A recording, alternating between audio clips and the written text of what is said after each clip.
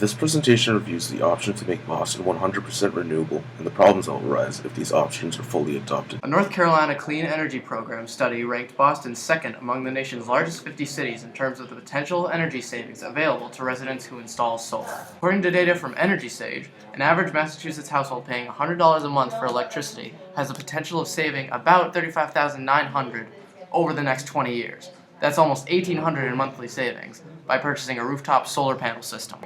But buying an entire system at once can cost up to $25,000, which is worth it after about 4 or 5 years, yet many still do not have sufficient funds for one upfront payment.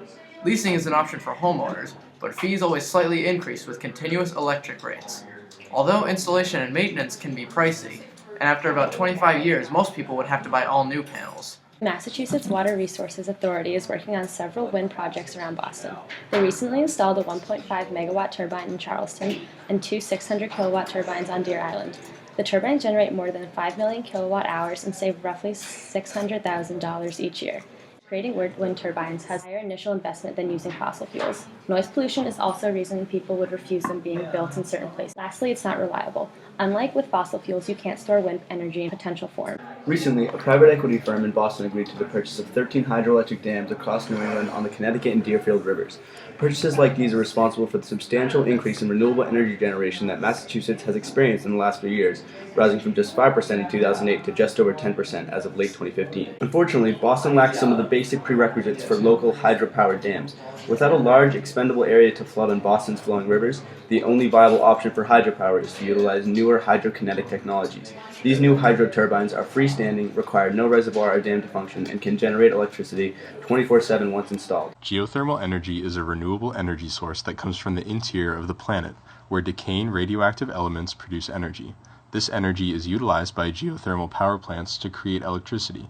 Unfortunately for the Boston area and much of the East Coast, the subsurface activity just isn't compatible with geothermal power plants.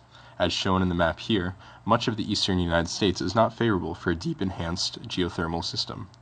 Although these power plants are not viable for the Boston area, smaller scale geothermal utilization is available and already underway. At 888 Commonwealth Avenue in Brookline, Boston University has created their first geothermally heated building. 6 wells have been drilled below the building. Water is pumped down these wells and conducts heat from warmer subsurface temperatures. Using a compressor and heat exchanger, much like a refrigerator, warm air is then pumped into the building. To initially build the infrastructure of wind fields, solar fields, and the implementation of new technology, it's going to cost billions of dollars. Another problem that will arise is the question of building new or maintaining old infrastructure.